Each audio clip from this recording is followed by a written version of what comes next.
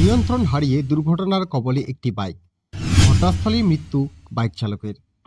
বাইকে থাকা একজন আরোহীও গুরুতর জখম।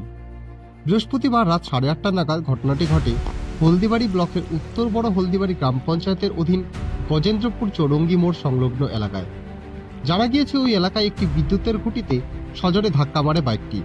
এতে ঘটনাস্থলে মৃত্যু হয় বাইক চালক বিট্টু রায়ের, বয়স 18, তার বাড়ি আমবাগান এলাকায়। অন্যদিকে বাইকে থাকা আরেক আরোহী গুরুতর জখম হয়। তার নাম চন্দ্রমোহন বর্মন, বয়স 22 বছর, তার বাড়ি জামালদহ এলাকায়। স্থানীয়রা তাদের উদ্ধার করে হলদিবাড়ি গ্রামীণ হাসপাতালে নিয়ে আসে। গ্রামীণ হাসপাতালে নিয়ে আসলে বাইক চালক বিট্টু রায়কে কর্তব্যরত চিকিৎসক মৃত ঘোষণা করে। বাইকে থাকা আরেকজন আরোহী চন্দ্রমোহন বর্মনকে হলদিবাড়ি গ্রামীণ হাসপাতালে প্রাথমিক চিকিৎসার পর জলপাইগুড়ি সুপার স্পেশালিটি হাসপাতালে রেফার করা হয়। ঘটনার খবর পেয়ে হাসপাতালে ছুটে আসে হলদিবাড়ি থানার পুলিশ পুরো ঘটনার তদন্ত শুরু করেছে। আপনারা দেখছেন নর্থ বেঙ্গল সমাচার, উত্তরের বার্তা, সত্যের পথে।